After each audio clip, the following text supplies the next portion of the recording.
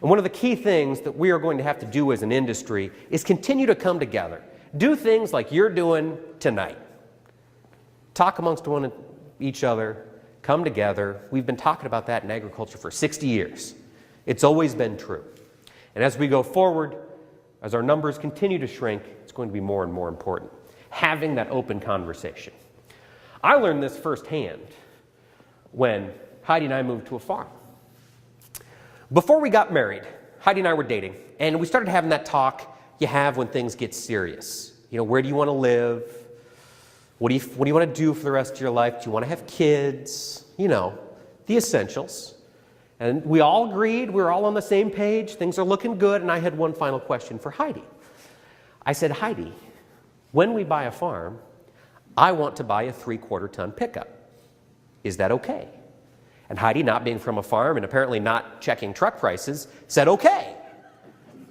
She just signed off on it. So I said, all right, let's get married. I never said my priorities were in order. I just said I had priorities. That was something that was important to me. As I mentioned, growing up on the cow-calf operation, things were never quite right. We had a half-ton Dodge pickup truck with a 16-foot bumper hitch trailer, and we had about a 75-head cow-calf operation. And it was my job to market the calves. I had to haul them into the Winterset livestock auction. It's about 15 miles away. So by South Dakota standards, it's right next door. And that's really hard to do when you're hauling in 8-weight calves in a truck that can really only support 4 in the trailer before your bumper's dragging on the ground. And I got to run 10 miles an hour into town and 10 miles an hour back out, and the axles are flapping and the lights are not working. And I just always figured, when I grow up, I want to be able to do it right. Make 1 or 2 trips and be done. Because I'm convinced the owner of the Winterset livestock auction was able to buy a lake house just on the yardage we paid before the sale. Because we'd have to start hauling in a month in advance for me to get them all in. So that's why it was important to me. So last summer, we moved onto the farm. And we're buying a truck. That's how that went. I said, Heidi, can we go look at trucks? She said, okay. So we rolled into Grinnell. We went to the Dodge dealership. Had a real nice 2011 quad cab, leather, sweet 2500 with the diesel, Cummins diesel. And the guy only wanted like 46 grand, right? Hell of a deal. Heidi reminded me that was more than we had paid for our first house, so she vetoed it. Said, okay, I understand. I'll keep looking. For me, we take market to market on Fridays in Des Moines. It's about an hour away from where we live. Come back down on Interstate 80. I go north into town on Highway 146 into Grinnell. As you're coming up 146, there's a Chevy dealership on the right side of the road, and the gravel road to our place is on the left. So it's real easy to just make a lap before I head home, see what's available, see what's out there. So I do that every Friday. Finally, it's January 2013. We got a little cash in the bank, feeling pretty good about where life is at for the Pearsons.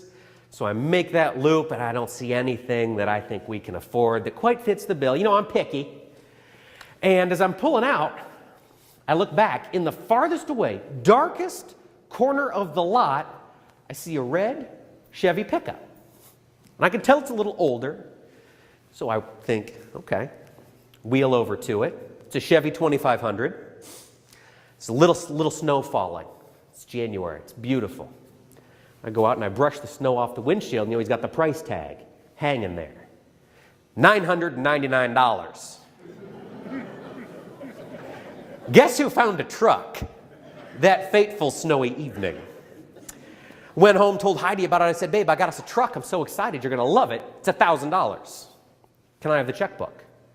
She said, okay, we can afford that. Yes, you can go buy it. I said, yes. Went in the next day, talked to the car salesman, took it for a test drive because I'm prudent and you want to make sure everything works when you're paying that much money for a truck.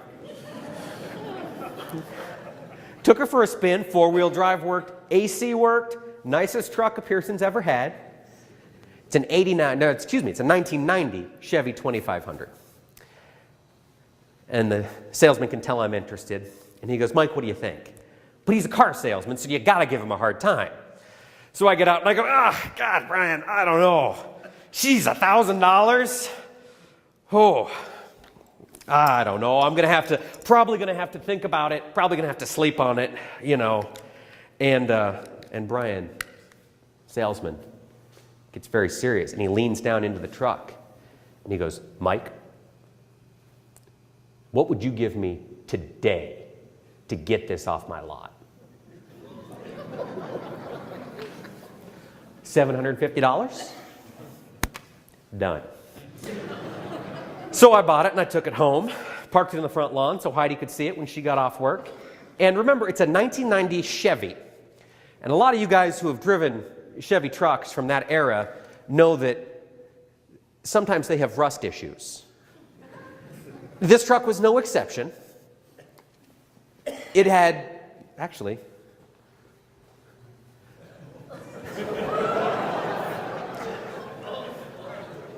that's the work truck. And this is the good side. So Heidi saw that and came in the house, and she was very excited that I'd spent $750 of our hard-earned money on this truck. And she was screaming, again, unchristian words at me. And it's been a learning experience for the past year, making this investment in rolling stock for the Pearson house. It's been an educational experience in that if you're ever at a place and a salesman lets you name a price for something, don't buy that thing. Because he knows more than you do. A cute quick story. I want to get you guys out of here. A cute quick story. Last year I was out speaking. And I had the opportunity to travel and do events similar to this. And I was gone. It was an overnight deal. And it was Heidi's job to hay the calves. And we didn't have a tractor last year. So we'd go out with a pitchfork and we'd peel the bale, throw it in the back of the trusty old steed here, and haul it down and throw it in the hay ring. And so Heidi was doing this before she had to go to work. And she was in her work clothes. Just because she's rushing, she's throwing it in the back. She finishes the hay in the back. She goes to step in the bed of the truck to hop down. She puts her foot through it. I got a text message that morning that did not say good morning at all. So since then, for Valentine's Day, I put a flatbed on it for her. Because I'm loving and I care.